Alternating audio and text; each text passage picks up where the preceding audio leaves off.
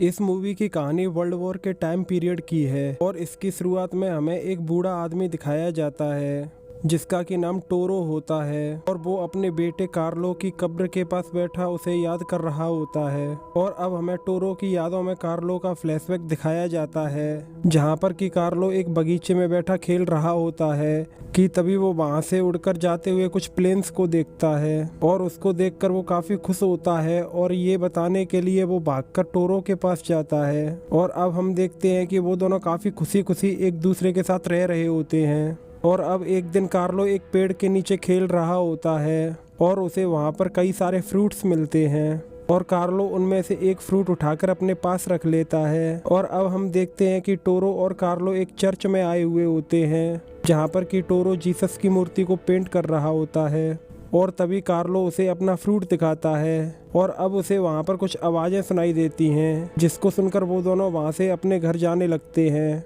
और जैसे ही वो उस चर्च से बाहर आते हैं तो कार्लो को याद आता है कि वो अपना फ्रूट तो चर्च में ही भूल गया होता है और वो उसे लेने के लिए वापस चर्च के अंदर जाता है कि तभी वहाँ से उड़कर जा रहे कुछ फाइटर प्लेन्स उस चर्च के ऊपर बॉम्ब गिरा देते हैं जिसकी वजह से कार्लो की वहीं पर डेथ हो जाती है। और अब हमें प्रेजेंट का टाइम दिखाया जाता है और अब हमें एक कीड़ा दिखाया जाता है जिसका कि नाम सेबेस्टियन होता है और वो कीड़ा एक पेड़ के अंदर रहा करता है। और एक रात वो देखता है कि टोरो उसके पेड़ के नीचे बैठकर अपने बेटे की याद में ड्रिंक कर रहा होता है। और अब हम देखते हैं कि नशे की हालत में टोरो उस पेड़ को काट कर अपने घर ले आता है और उस पेड़ से एक छोटा लड़का बनाता है जो कि पेड़ से बना होने की वजह से लकड़ी का होता है। और अब टोरो वहीं पर सो जाता है और उसके सो जाने के बाद वहाँ पर एक परी आती है और वो उस लकड़ी के बने लड़के के अंदर जान डाल देती है और उसका नाम पिनोकियो रखती है। और वहीं पर बैठा सेबेस्टियन ये सब देख रहा होता है तो वो परी उसे कहती है कि तुम हमेशा पिनोकियो के साथ रहना और इसे अच्छी अच्छी बातें सिखाना और इसके बदले में मैं तुम्हारी कोई भी एक विश पूरी कर दूंगी। और अब अगली सुबह जब टोरो जागता है तो उसे अपने सामने पिनोकियो दिखता है जो कि उसे पापा बोल रहा होता है। पर टोरो ये देखकर काफी डर जाता है और वो पिनोकियो को एक अलमारी के अंदर बंद कर देता है। पर पिनोकियो उसे अंदर से पापा पापा बोल रहा होता है जिस पर कि टोरो उसे बोलता है कि मैं तुम्हारा पापा नहीं हूँ और उसे वहीं पर छोड़ के चर्च चला जाता है। और अब पिनोकियो वहाँ से निकलकर टोरो के पीछे जाने लगता है जिस पर कि सेबेस्टियन वहाँ पर आकर उसे ऐसा ना करने के लिए बोलता है। पर वो सेबेस्टियन की बात नहीं मानता और टोरो को ढूंढते हुए चर्च पहुँच जाता है जहाँ पर कि बैठे लोग उसे देखकर काफ़ी डर जाते हैं। इस पर टोरो वहां आकर उनको बोलता है कि ये तो बस एक लकड़ी का बना हुआ पुतला है कि तभी वहां का मेयर टोरो के पास आकर उसे इस सब के बारे में पूछता है जिस पर कि पिनोकियो उसे जवाब देता है कि वो एक असली बच्चा है। और उसी टाइम पिनोकियो की नाक बड़ी होने लग जाती है जिसे देख के वहाँ बैठे लोग और भी डर जाते हैं। और फिर उस चर्च का फादर टोरो और पिनोकियो को वहाँ से निकल जाने के लिए बोलता है जिस पर कि वो दोनों वहाँ से चले जाते हैं। और अब हम देखते हैं कि इसके बाद टोरो के घर पर चर्च के फादर और उनका बेटा वहाँ के मेयर के साथ आए हुए होते हैं। और अब फादर का बेटा पिनोकियो के पास आकर बैठ जाता है और उसे अपना नाम कैंडल बताता है जिस पर कि पिनोकियो भी उसे अपना नाम बताता है। पर वो दोनों आग के काफी पास बैठे हुए होते हैं जिससे कि पिनोकियो के पैरों में आग लग जाती है। और ये देखकर टोरो काफी घबरा जाता है और वो वहाँ पर पड़े पानी की हेल्प से पिनोकियो के पैरों में लगी आग को बुझाता है। और अब वहाँ से जाते हुए मेयर टोरो को पिनोकियो को स्कूल भेजने के लिए बोलता है। और अब अगली सुबह टोरो पिनोकियो को लेकर चर्च जा रहा होता है कि तभी हमें एक बंदर को दिखाया जाता है जो कि एक सर्कस का बड़ा सा पोस्टर लगा रहा होता है। और अब वो बंदर एक आदमी के पास आता है और वहाँ पर आकर वो उसे पिनोकियो के बारे में बताता है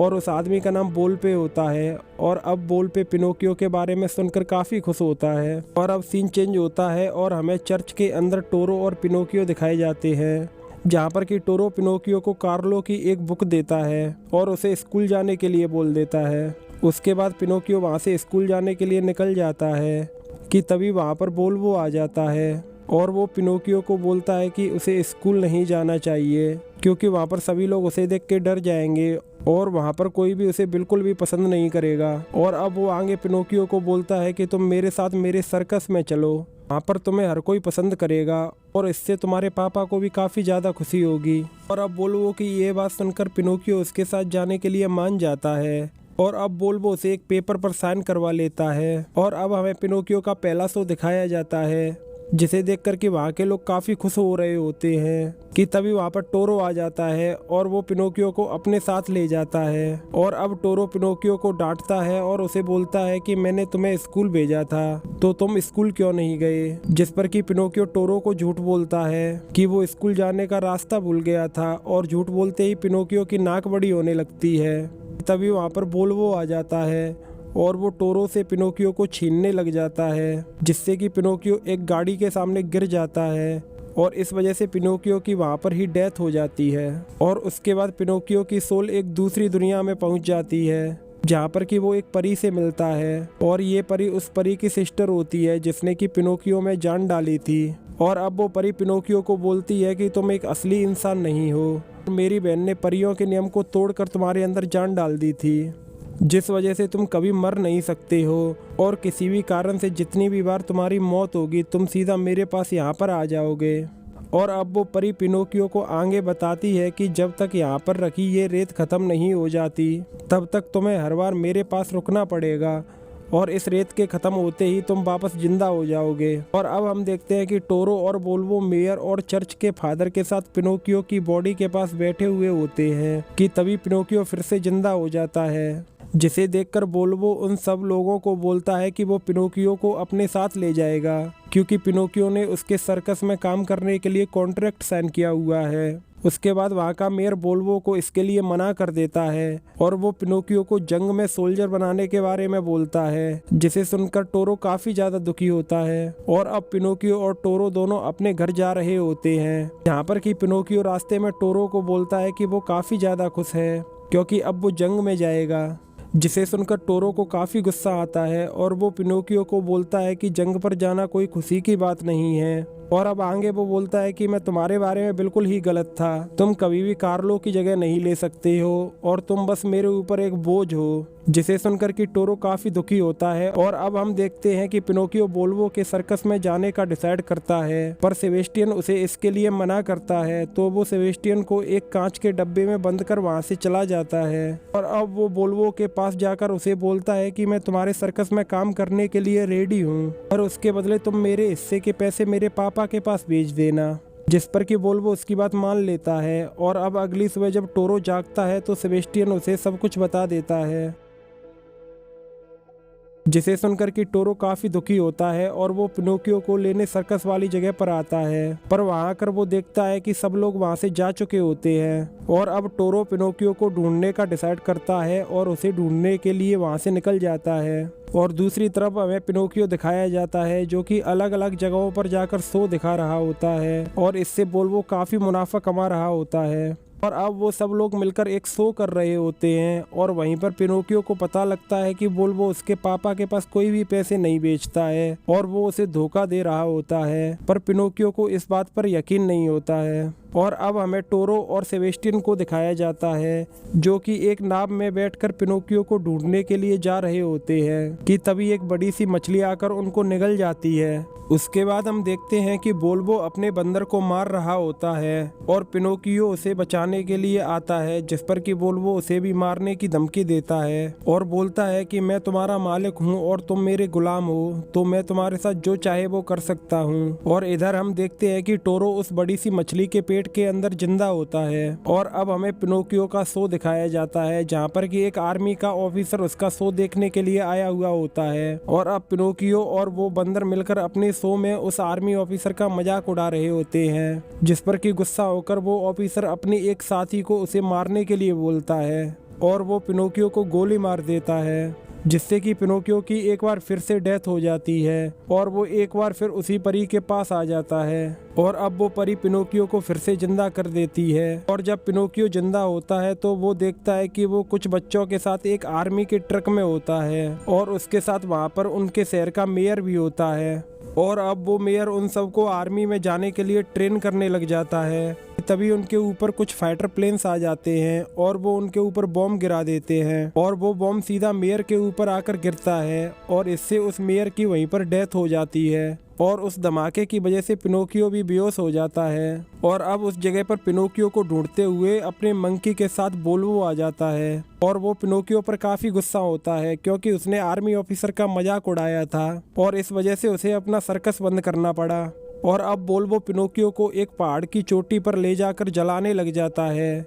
इस पर कि वो मंकी पिनोकियो को बचाने की कोशिश करने लगता है और इसी वजह से वो पहाड़ की चोटी टूटने लग जाती है और अब वो सब उससे नीचे पानी में गिर जाते हैं जहाँ पर कि वोल्वो की डेथ हो जाती है। और अब वो मंकी और पिनोकियो एक लकड़ी के टुकड़े को पकड़ लेते हैं और उन दोनों की जान बच जाती है। लेकिन तभी वहाँ पर वही बड़ी सी मछली आ जाती है जिसने कि टोरो को निगला था और वो मछली अब उन दोनों को भी निगल जाती है। और अब उसके बाद वो दोनों उस मछली के पेट के अंदर टोरो और सेबेस्टियन से मिलते हैं और वो सब आपस में मिलकर काफी खुश होते हैं। और अब सेबेस्टियन पिनोकियो को उस मछली के अंदर बना एक छेद दिखाता है और वो छेद उन लोगों से काफी दूर होता है और वो उस तक पहुंच नहीं सकते हैं, जिस पर कि पिनोकियो को एक आइडिया आता है और वो कई सारे झूठ बोलना शुरू कर देता है जिससे कि उसकी नाक बड़ी होने लगती है और वो इतनी बड़ी हो जाती है कि वो उस छेद तक पहुंच जाती है और सभी लोग उस छेद से होकर वहां से बाहर निकल आते हैं। और पिनोकियो वहां पर पड़ी एक बॉम्ब के ऊपर आकर गिरता है कि तभी वो मछली वहां आकर उसे फिर से निगल जाती है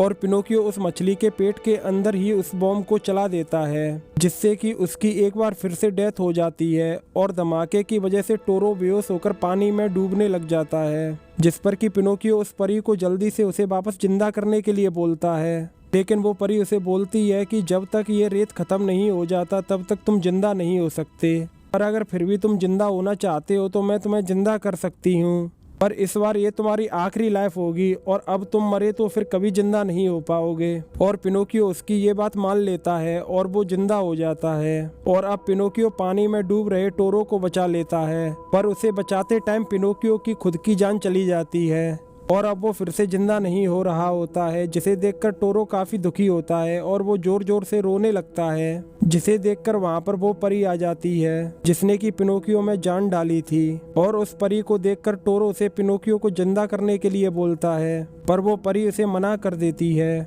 और बोलती है कि तुम्हारी जान बचाने के लिए पिनोकियो एक असली लड़का बन गया था और असली लड़के कभी मरकर जिंदा नहीं हुआ करते हैं। और अब वहाँ पर सेबेस्टियन आकर उस परी को बोलता है कि आपने मुझे मेरी एक विश पूरा करने का वायदा किया था, तो मेरी वो एक विश यही है कि आप पिनोकियो को फिर से जिंदा कर दें। और इस पर वो परी उसकी विश मान लेती है और वो पिनोकियो को फिर से जिंदा कर देती है। और अब सीन चेंज होता है और हमें कई सालों बाद का टाइम दिखाया जाता है जहाँ पर कि उम्र बढ़ने की वजह से टोरो, सेबेस्टियन और उस मंकी की डेथ हो जाती है और पिनोकियो उनकी कब्र पर फ्लावर्स चढ़ा रहा होता है। और इसी के साथ ये मूवी यहीं पर ख़त्म हो जाती है।